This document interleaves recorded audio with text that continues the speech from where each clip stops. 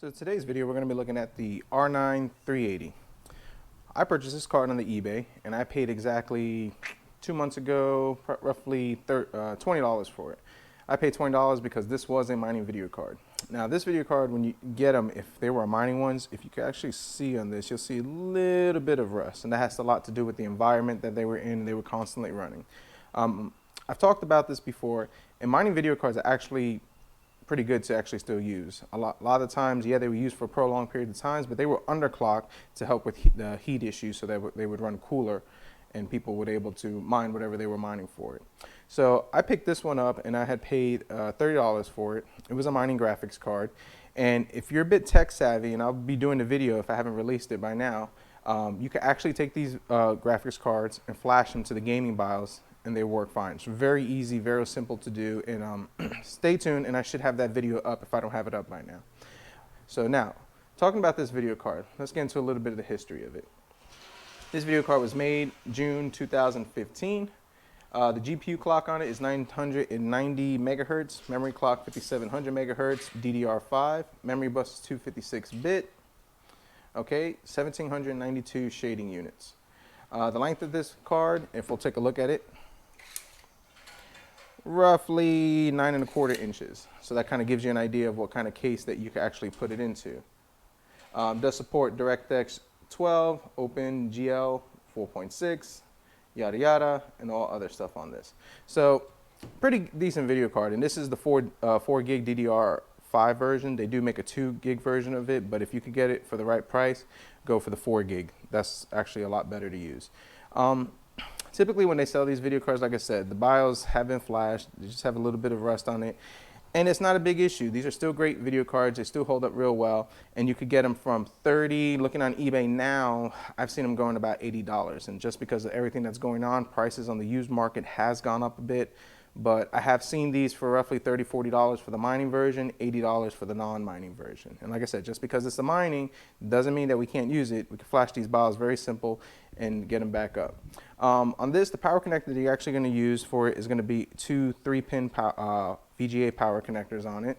I've actually gotten away with putting this on the Dell Optiplexes. This is why I like these cards, the 3010s, the i5 3rd gens. I find these work very well with these cards. It's a good combination.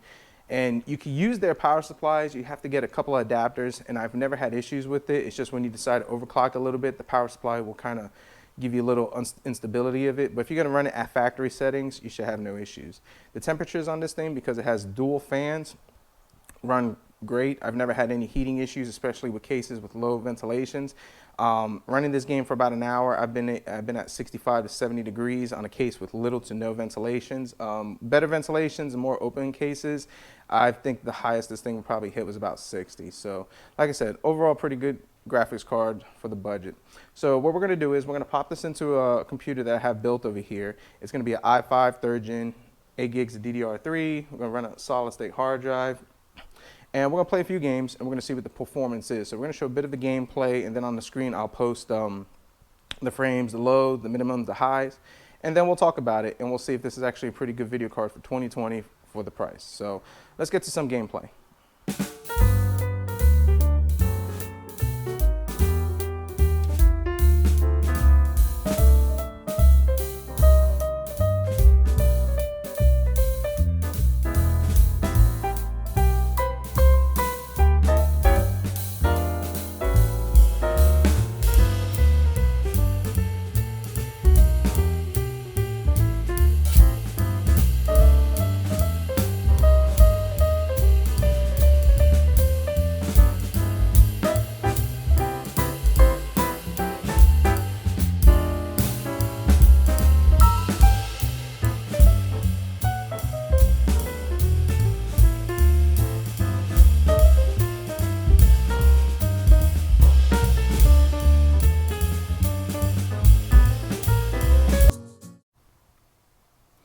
All right, so the R9 380, what can we say about it? Overall, it's actually a really good graphics card.